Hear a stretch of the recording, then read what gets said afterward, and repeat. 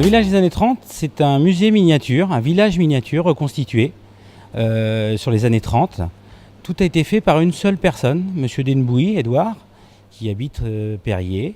Et il a tout fabriqué tout seul, comme un grand. Il a mis 21 ans et 31 000 heures de travail pour tout réaliser. En fait, il a tout fait, enfin, presque lui tout fait, parce que il ne faut pas oublier madame qui, elle, a fait les costumes. Ce qui est très très compliqué à fabriquer, parce que c'est comme des costumes de poupée, en fait, c'est très compliqué. Et lui, il a tout construit de A à Z, c'est-à-dire qu'il a, avec de la récup, avec des moteurs de récup, avec des morceaux de bois, avec des morceaux d'acier, et il a tout créé, tout fabriqué de A à Z, vraiment tout, même les personnages.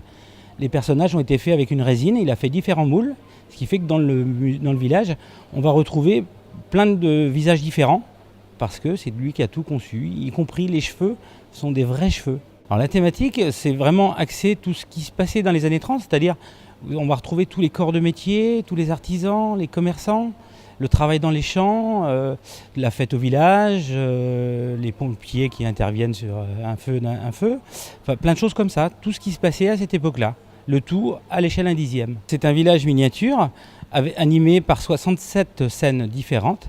Il y a 82 moteurs électriques qui animent l'ensemble.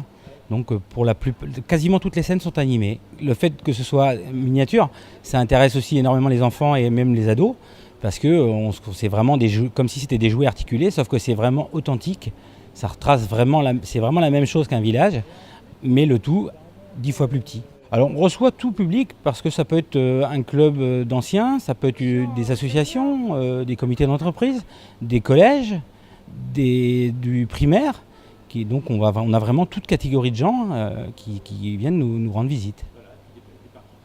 Et des particuliers, bien entendu, seuls ou en famille, pour la communion, pour le mariage, voilà, etc. Il y a plein de bonnes occasions de venir nous voir. Nous nous trouvons sur l'axe Périers-Saint-Lô, à l'étang des Sarcelles, sur la base de loisirs, où vous trouvez plein de choses à faire, c'est-à-dire que vous avez le plan d'eau, vous avez un restaurant, vous avez le golf, vous avez le centre William Harvey qui est à côté, où vous pourrez le midi gambader, faire un pique-nique, aller au restaurant qui est une très très bonne table juste à côté.